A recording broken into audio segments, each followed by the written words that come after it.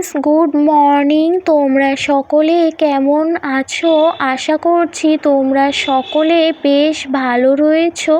আমি ঈশা বৈভব লাইফস্টাইলে তোমাদের সকলকে জানাই অনেক ওয়েলকাম এবং অনেক ভালোবাসা। ঘুম থেকে উঠে আমার বাসি কাজগুলো কমপ্লিট করে ঘর দুয়ার মুছে স্নান করে নিয়েছি। আজকের ওয়েদারটা ভীষণই ঠান্ডা, সেজন্য আজকে একটু গরম জলে স্নান করেছি। স্নান করে স্নানের জামা কাপড়গুলো মেলে দিয়েছি। তারপর আয়নার সামনে দাঁড়িয়ে মুখে ক্রিম লাগানো, বডি লোশন লাগানো, এগুলো করে একটু সিঁদুর টিপ পরে নিয়েছি আর চলে এসেছি ঠাকুর ঘরে। সোমবার দিন বাড়িতে সরস্বতী পুজো হবে, আর পুজো থাকলে না ঠাকুর ঘরটা পরিষ্কার না করলে আমার ভালো লাগে না। সেজন্যই সকাল সকাল ঘরের কাজগুলো কমপ্লিট করেই ঠাকুর ঘরে চলে এসেছি। ছেলে এখন ঘুমিয়ে আছে, ছেলে উঠে গেলে কাজ করতে একটু দেরি হয়ে যাবে। ছেলে নিয়ে সব টানাটানি করতে থাকে, সেই জন্য ছেলে ঘুমিয়ে থাকতে থাকতে এই কাজটা আমি কমপ্লিট করে নেব। ঠাকুরের ফটোগুলো নামিয়ে আসনটা উঠিয়ে এই জায়গাটা পরিষ্কার করে মুছে নিয়েছি। তারপর অন্য একটা আসন পেতে ঠাকুরের ফটোগুলো জায়গা মতো রেখে দিয়েছি। লক্ষ্মী ঠাকুরের ঘরটা উঠায়নি, যেহেতু বৃহস্পতিবার ছাড়া লক্ষ্মী ঠাকুরের ঘর উঠানো যায় না, সেজন্য সাইড থেকে মুছে নিয়েছি। তারপর ঠাকুরের নিচের জায়গাটায় জিনিসপত্র রাখা হয় ঠাকুরের, সেগুলো বের করে জায়গাটা পরিষ্কার করে সব জিনিসপত্র গুছিয়ে রেখে দিয়েছি। আর সাইডে 3টা থাক রয়েছে, একটা থাকে আর হাত দিলাম না, ওই থাকটায় অনেক জিনিসপত্র রয়েছে, সেগুলো টানাটানি করতে গেলে এখন অনেকটা সময় লেগে যাবে। নিচের 2টো থাকে জিনিসগুলো নামিয়ে পরিষ্কার করে রেখে দিয়েছি। তারপর ঠাকুর ঘরটা মুছে এই যে বাইরে চলে এসেছি বাসনগুলো ধুয়ে নিতে। আর আমি না ঠাকুরের বাসনটা বাইরে কুয়োর পাড়ে ধুই না, এই যে ছাদে এক সাইডে ঠাকুরের বাসনগুলো ধুয়ে নিই, যেহেতু কুয়োর পাড়ে এঁঠো বাসন ধোয়া হয় সেজন্য। তোমরা হয়তো একটু লক্ষ্য করেছো আমার শিব ঠাকুরটা একটা স্টিলের বাটির ওপর বসানো। একটু আগেই বললাম না ছেলে সব নিয়ে টানাটানি করতে থাকে। আমি যখনই ঠাকুর পুজো দিই আমার সাথে সাথে ছেলেও চলে আসে, আর ওই যে শিব ঠাকুরের পাথরের বাটিটা ওটা নিয়ে ও টানাটানি করতে থাকে। আর ওটা না ফুটো হয়ে গেছে, সেজন্য স্টিলের বাটির ওপর শিব ঠাকুরকে বসিয়ে রেখেছি। বাজারে যাব যে একটা বাটি নিয়ে আসবো, সেটারও আর সময় হচ্ছে না। তো যাই হোক, দেখো ঠাকুরকে স্নান করানো হয়ে গেছে, ঠাকুরকে ফুল দিয়ে সাজিয়ে দিয়েছি। আর এখন না কয়েকদিন ধরে গাছে ফুলই ফুটছে না, ওই যে একটা জবা ফুল ফুটেছে সেটা মা কালীকে দিয়েছি। তো আমার ঠাকুর পুজো হয়ে গেছে, এবারে চলে এসেছি রান্নাঘরে। সকালে ঘরের কাজগুলো করেছি আর রান্নাঘরে কোনো কাজই হয়নি। আজকে রান্না করব বেগুন ভাজা, আলু ফুলকপির তরকারি, আলু পনিরের তরকারি। এই বেগুনগুলো চচ্চড়িতে, পালং শাকে কিছুতে দিয়ে রান্না করলে খেতে ভালো লাগে, তবে বেগুনগুলো না একদমই শুকিয়ে যাচ্ছিল। আজকে আর কিসে দেব, সেজন্যই কেটে ভেজে নিয়েছি। বেগুন ভাজাটা নামিয়ে ফুলকপিগুলো ভেজে নিচ্ছি, আর ফুলকপিটা ভাজার আগে জলে একটু ফুটিয়ে নামিয়ে নিয়েছি। এবারে আলু ফুলকপির তরকারিটা করে নেব।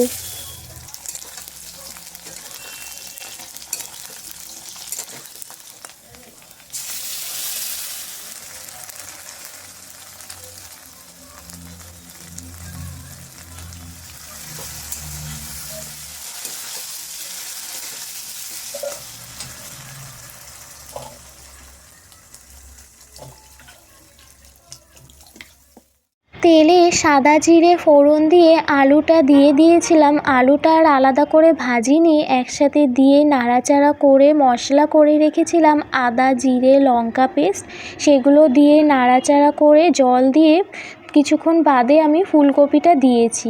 আগে দিলে না ফুলকপিটা বেশি সেদ্ধ হয়ে যায়, সেজন্য। ফুলকপি রান্নাটা তো হয়ে গেছে, খেতে না দারুণ হয়েছিল। এখন আমি পনিরটাও রান্না করে নেব।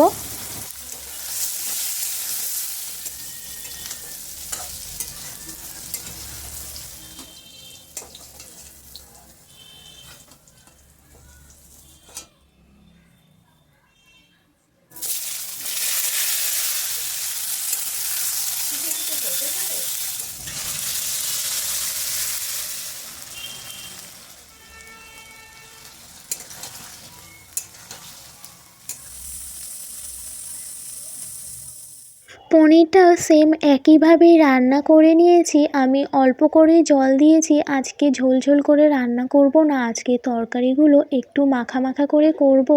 জলটা ফুটে এসেছিল, আমি ভেজে রাখা পনিরগুলো দিয়ে দিয়েছি, তারপর শেষে গরম মশলা আর একটু ঘি দিয়ে নামিয়ে নিয়েছি। তো আমার রান্না কমপ্লিট। রান্নাবান্না করে রান্নাঘরে কাজগুলো করে নিয়েছি, গ্যাস মোছা, বাসন ধোয়া, রান্নাঘর মোছা। এখন আমি বাইরে চলে এসেছি, বাইরে উঠোনটা ঝাড় দিয়ে নিচ্ছি। রান্না করতে করতে ছেলে ঘুম থেকে উঠে গিয়েছিল, ছেলেকে ফ্রেশ করিয়ে খাইয়ে দিয়েছি। আর জানো তো, ছেলের না একটু ঠান্ডা লেগে গেছে। এত সাবধানে থাকার পরেও ছেলের ঠান্ডা লেগে আছে, দুদিন ধরে খুবই সর্দি। ছেলেকে ভাবছি আজকে আর স্নান করাবো না, আজকে এমনিতেই ওয়েদারটা ভীষণই ঠান্ডা। এবছর তো ছেলেকে হাতে খড়ি দেওয়ানো হবে, আর সোমবার দিন বাড়িতে সকাল সকালই পুজো হবে, তখন আবার স্নান করাতে হবে।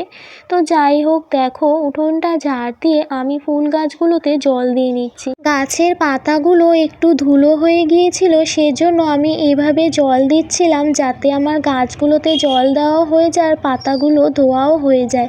আর এতগুলো গাছে তো একটা একটা করে পাতাগুলো ধোয়া সম্ভব নয়, সেজন্য। আর বৃষ্টির দিনে না এই সমস্যাটা হয় না, যেহেতু এখন বৃষ্টি হয় না, সেজন্যই পাতাগুলো ধুলো হয়ে গেছে। আর দেখো গাছগুলোতে জল দেওয়ার পর কি ভালো লাগছে গাছগুলো দেখতে। আর প্রতিটা টবের মধ্যে না আমি মাটির ওপরে পাথর দিয়ে রেখেছি, দেখবে জলগুলো ঢেলে দিলে মাটিগুলো গর্ত হয়ে যায়, সেজন্য। এখন অনেকটা সময় পর তোমাদের কাছে চলে এসেছি। এখন বিকেল হয়ে গেছে, দুপুরে খাওয়া দাওয়া করে ছেলেকে নিয়ে একটু শুয়েছিলাম, তো এখন উঠে যে বিছানাটা গুছিয়ে নিয়েছি। আর ছেলে গিয়েছে ওর ছোট দাদুর কাছে, এখন ওর দাদুর কাছেই আছে। তো এখন আমি বিছানাটা গুছিয়ে ঘরগুলো ঝাড় দিয়ে নেব। আর ওই যে তখন যে নিচে গাছগুলোতে জল দিয়েছিলাম, ছাদে আর আসিনি, ছাদের গাছগুলোতে না জল দেওয়া হয়নি। তো ঘরগুলো ঝাড় দিয়ে এই যে ছাদের গাছগুলোতেও জল দিয়ে নিচ্ছি। এই ছোট্ট ছোট্ট গাছে অল্প করে জল দিলেই হয়ে যায়। ঘরগুলো ঝাড় দিয়ে ফুল গাছে জল দিয়ে নিচে গিয়েছিলাম, নিচে ঘরগুলো ঝাড় দিলাম, তারপর চা করেছিলাম। সবাই মিলে চা খেয়ে এই যে আমার রুমে চলে এসেছি। কিছু জামা কাপড় ছিল, সেগুলো গুছিয়ে নিচ্ছি। জামা কাপড়গুলো গুছিয়ে তারপর সন্ধ্যা দেব, বাইরে অন্ধকার হয়ে গেছে আর ছেলে নিচে বসে টিভি দেখছে। তো চলো, আজকের ভিডিওটা এতটাই। তোমাদের যদি ভালো লেগে থাকে অবশ্যই লাইক কমেন্ট শেয়ার করবে, আর আমার চ্যানেলে নতুন হয়ে থাকলে চ্যানেলটি সাবস্ক্রাইব করে আমার পাশে থেকো। দেখা হচ্ছে নতুন আরেকটি ভিডিওর সাথে, ততক্ষণ সবাই ভালো থেকো, সুস্থ থেকো। আজকের জন্য এখানেই টাটা।